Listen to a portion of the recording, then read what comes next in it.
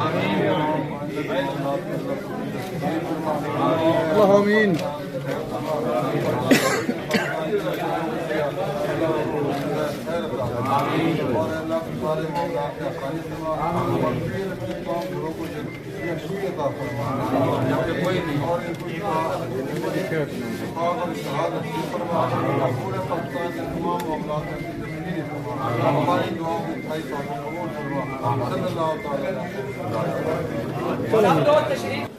ہم نے سپورٹس کے میدان میں بھی مشرقی پاکستان کے لوگوں سے جاتی.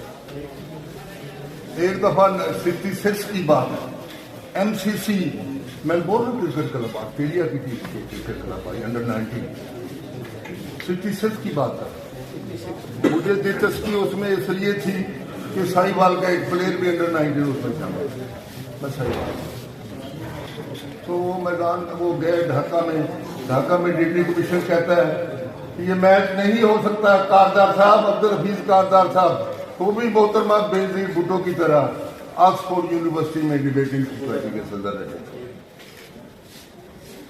وہ کرکٹ کے بورڈ کے چیئرمین تھے. وہ گئے اور کہا یہ میچ نہیں ہو سکتا. ان کا کیوں؟ انہوں نے کہا یہ طفیل احمد کا حکم ہے.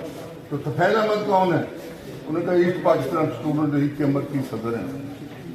لیفٹ کی باشانی صاحب کی ایسپو اور ویپسو, اس کی تھی ایسٹ پاکستان اسٹوڈنٹ لیگ جس کے 6 نکات ہیں, باشانی صاحب کے 14 نکات.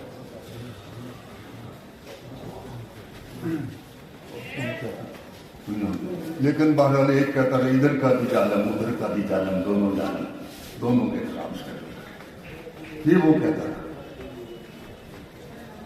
تو میں عرض کر رہا تھا تو طفیل احمد وی سی کو کہا اس نے, کیونکہ 3 میچ ہونے تھے, ایک ڈھاکہ میں, ایک سلہٹ میں, ایک چٹاگان میں. چٹاگان کا راجا وہ پیپل پارٹی میں شامل تھا, جہاں تھا وہ مغربی پاکستان میں تھا, اقلیت کا نمائندہ تھا راجا کے لیے. وہ پہلے ہی ہمارے ساتھ. ایک محمد علی صاحب تھے, وہ بھی ہمارے ساتھ. وہ اسے کہا مجھے اسے ملنے کی اجازت ہے. کاردار صاحب نے ڈی سی کو بن کے ملے بینک سے. اگر وہ کہتا ہے اجازت دے دے پھر ٹھیک ہے. وہ چلے گئے. وہ ظاہر پولیٹیکل آدمی تھا, ڈیبیٹنگ سوسائٹی کا صدر رہا تھا. وہ گیا, جب دیکھا تو باہر ایک گارڈ اس کو کاٹ دیا, اندر گیا, اندر بلایا, دیکھا تو ڈب کھڑتی دھوتی پہن کر, کالا سیاہ خطر کا قمیض پہن کر بیٹھا ہوا ہے. اس کا نام تھا طفیل احمد. وہ اس پاکستان اسٹوڈنٹ لیگ کا مرکزی صدر.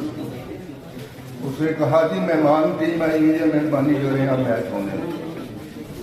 اس نے آگے سے ایک فکرہ کہا, Is there anyone from East Pakistan?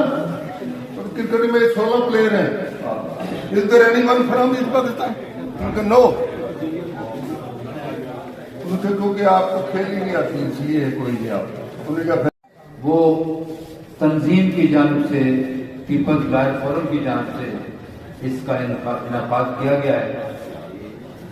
حبیب اللہ شاکر صاحب نے جس وزڈم اور ذہانت سے یہاں پر باتیں کی, یقیناً بی بی کی شخصیت ایسی تھی کہ ان پر جتنی بھی باتیں کی جائیں وہ کم ہیں. پاکستان پر ہمیشہ پاکستان پیپلز پارٹی نے ہی ایسے احسانات کیے ہیں جس سے شہید ذوالفقار علی بھٹو کو دیکھیں تو اس پاکستان کو آئین دینے والے, متفقہ آئین دینے والے شہید ذوالفقار علی بھٹو. اس کے بعد ایٹم بم کی قوت پاکستان کو بنانے والے شہید ذوالفقار علی بھٹو, اور ایٹم بم آ گیا, پھر اس کی میزائل ٹیکنالوجی اس کو چلانا کیسے ہے, اس کو بھی لانے والی محترمہ بینظیر بھٹو بطور وزیر اعظم اپنے کوٹ کی جیب میں ڈال کر وہ ٹیکنالوجی لائی. آج کسی ہمارے دشمن کی جرت نہیں ہے کہ پاکستان کی طرف دیکھے. آج امریکہ یہ کہنے پر مجبور ہو گیا ہے کہ ایٹمی میزائل ایسا بنا لیا ہے پاکستان نے کہ وہ امریکہ بھی اسے محفوظ نہیں ہے. لیکن ہمارا ویو پوائنٹ یہی ہے کہ ہم نے اپنی حفاظت کے لیے, ہم نے دشمن ملک کے لیے جتنی ٹیکنالوجی دشمن ملک کے پاس ہے ابھی ہمارے پاس نہیں ہے، تو ہمیں اپنے آپ کو اسٹیبل کرنا ہے، ہم نے اپنے آپ کو محفوظ کرنا ہے۔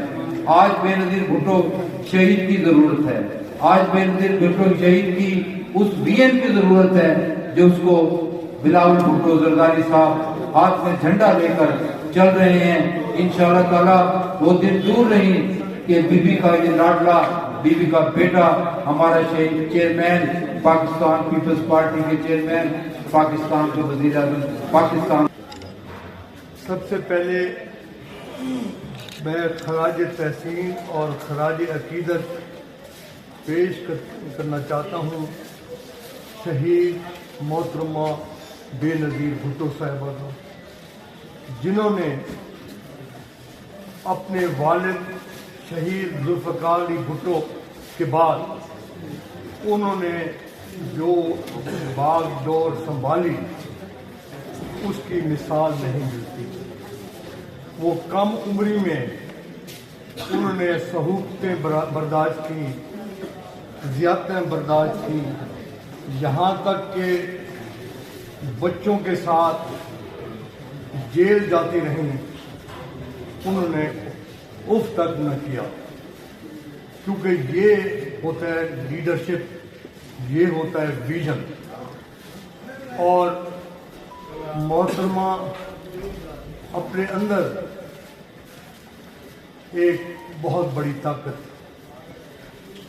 یہ اور بات ہے کہ ان کی شہادت کے بعد بہت اپس اینڈ ڈاؤن آئے، مگر انہوں نے خندہ پیشانی سے ہر چیز برداشت کی، یہاں تک کہ ان کی آخری اسپیچ جو تھی اس میں بھی ان کا دلیرانہ، ان کا عزم اور ان کی جو بہادری ہے وہ قابل ستائش ہے، یہاں تک کہ وہ شہید ہو گئی مگر انہوں نے کبھی پیچھے نہیں ہوئے۔